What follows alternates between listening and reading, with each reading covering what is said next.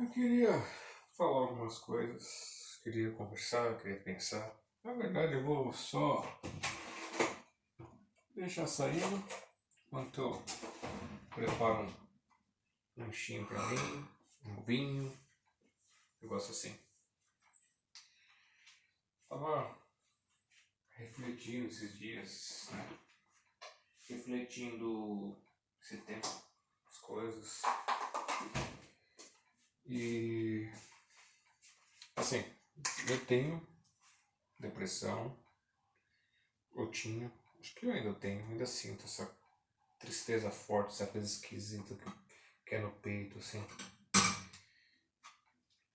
Pode ser que seja genético, pode ser que seja questão de falta das serotoninas conversando. Pode ser alguns fatores, né? A vida é cheia de fatores.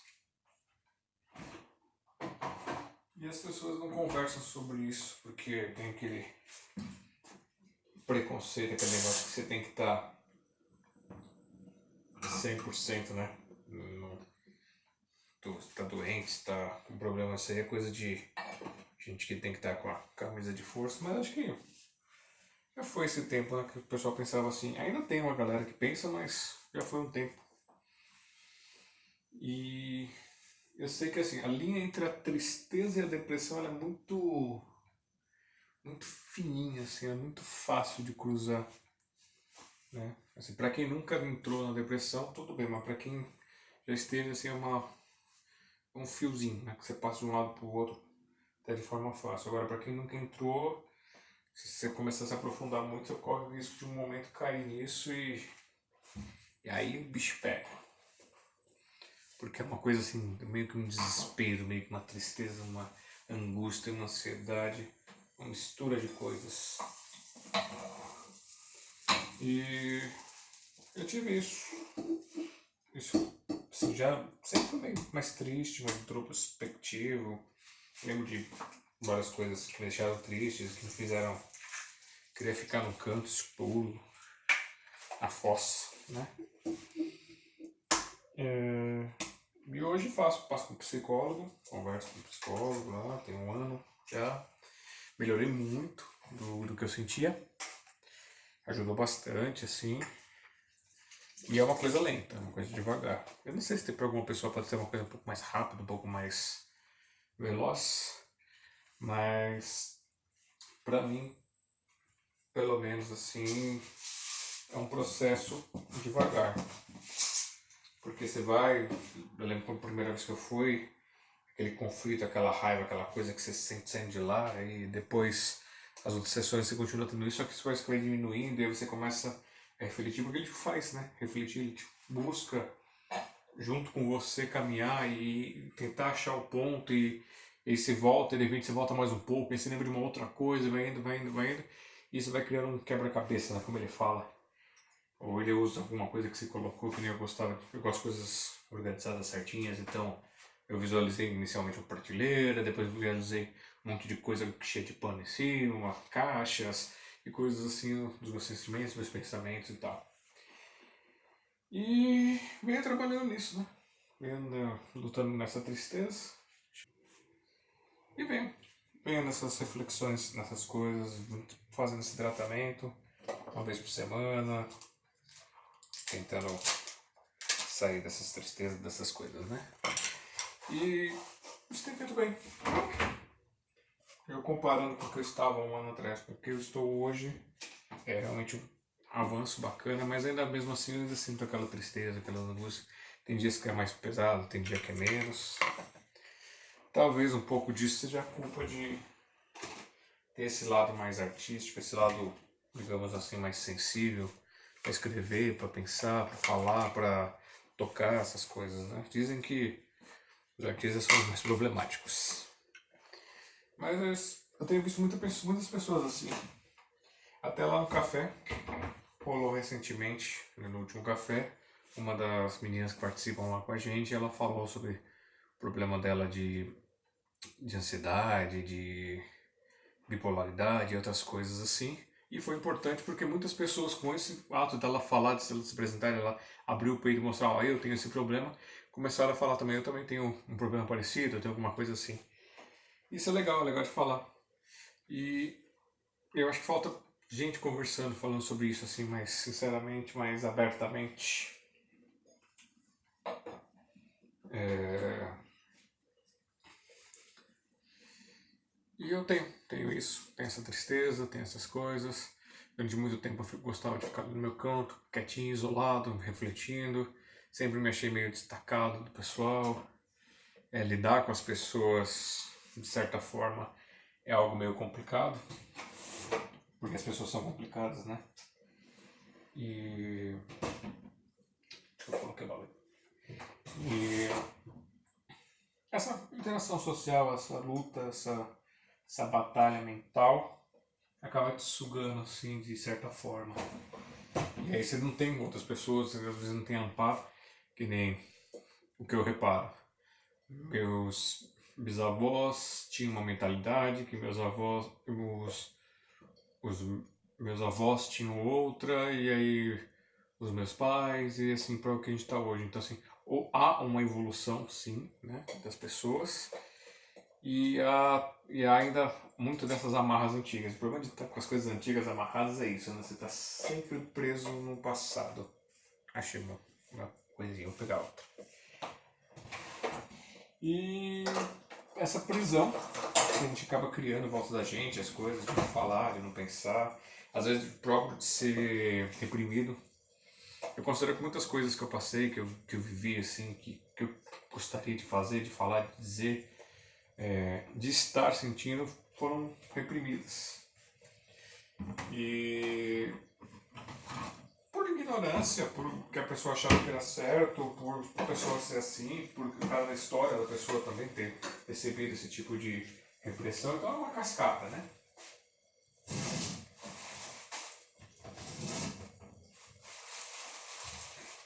Uma coisa leva a outra. E chegar nessa compreensão é que é a mágica. Você conseguir, eu vejo isso como um avanço, né? Você conseguir enxergar que quem te fez mal também sofreu mal e passou por angústias e outras coisas, não soube lidar com isso, e a única forma de lidar com isso é com violência. Quando você não sabe lidar com as palavras, você lidar com uma forma violenta de ação, né? De dizer, de sentir, de pensar, de registrar, né? Então é aquela coisa do valentão da escola que enche o saco de todo mundo, porque ele tem problemas em casa e a casa dele é pior do que ali, ele tenta tirar o foco dele para poder descontar aquilo, mostrar, tirar os defeitos dele da frente. E isso meio que é verdade. Eu concordo com isso, assim. Não precisava ser, mas é assim, né? Era para ter amparo, essas coisas, mas quem estudou sabe como é que é, né? Esse negócio de amparo na escola é furado. É que nem inglês da escola. Só diz que tá lá, porque avanço mesmo é muito difícil, assim. Tem que...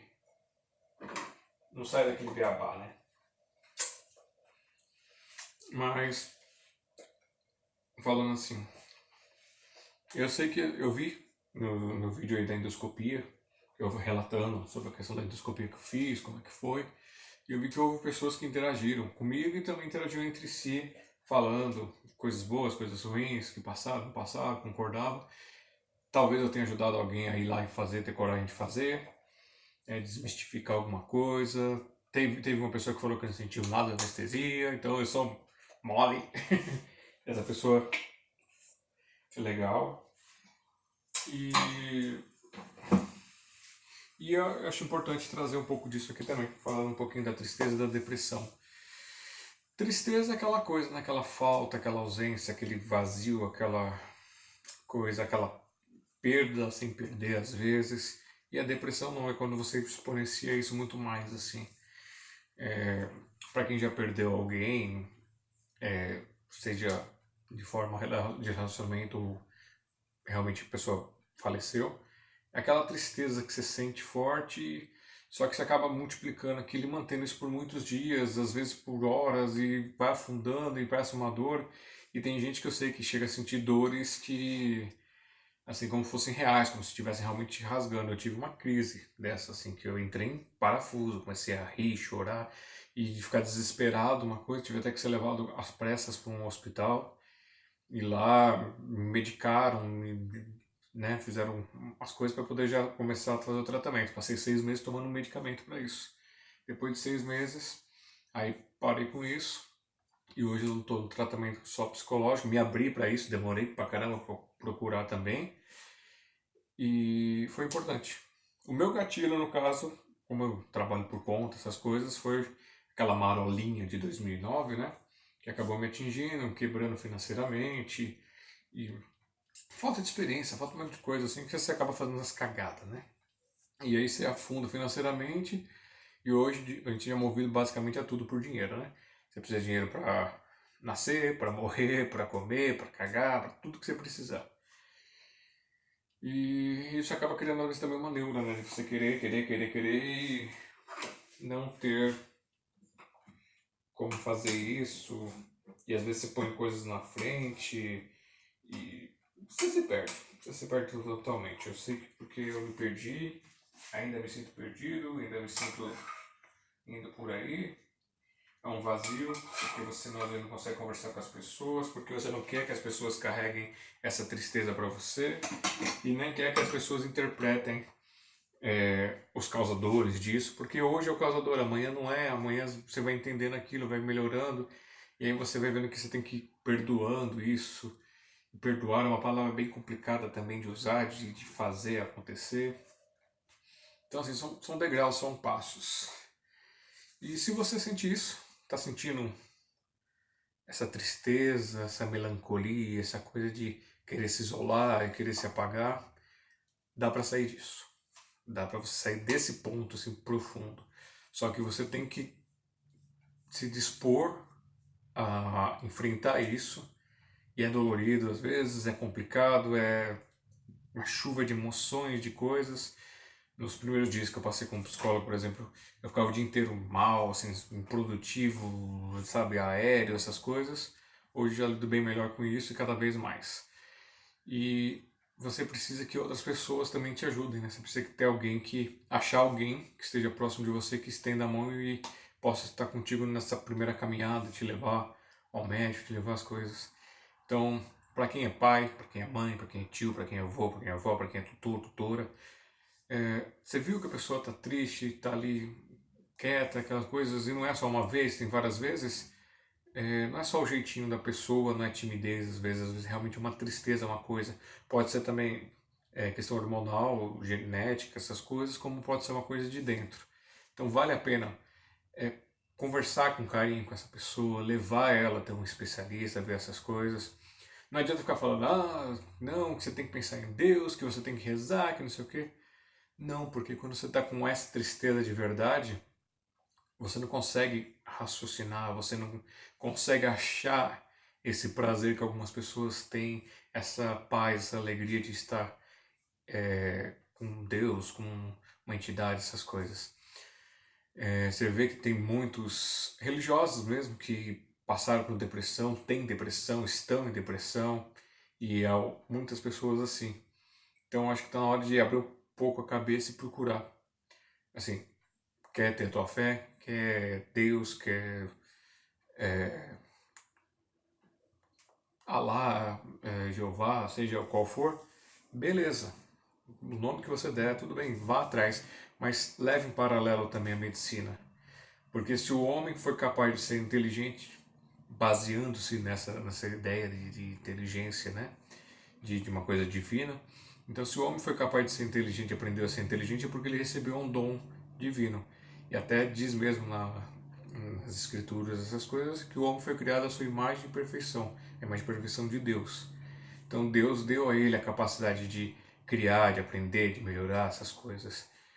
E eu acredito que junto essas duas faces podem ajudar muito mais as pessoas. Tem gente que não acredita em nenhum tipo de fé, então esse tratamento do homem, da medicina, é uma coisa. Se você tem a fé, procura levar os dois juntos. Não tenta só um ou outro, porque isso vai te atrapalhar muito. Já perdi algumas pessoas ao meu redor por questão de depressão, já vi muitas pessoas ao meu redor afundar por causa de depressão, de ansiedade, uma coisa levar a outra, e fora outros N problemas. Eu vejo muito por aí, em eventos, em coisas que eu participo, que eu faço, pessoas querendo atenção, pessoas tristes, pessoas melancólicas, escritores mesmo que trazem essa tristeza, essa coisa.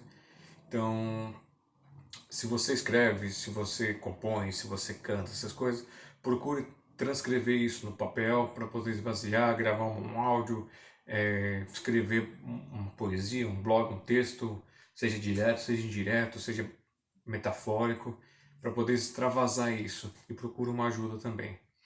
Se você nunca escreveu, experimente fazer isso, experimente pegar um celular mesmo, escreve lá num texto porque você nunca vai mandar para ninguém, ou em algum lugar que você possa guardar isso daí, escreve o que você está pensando na hora, vai deixando sair.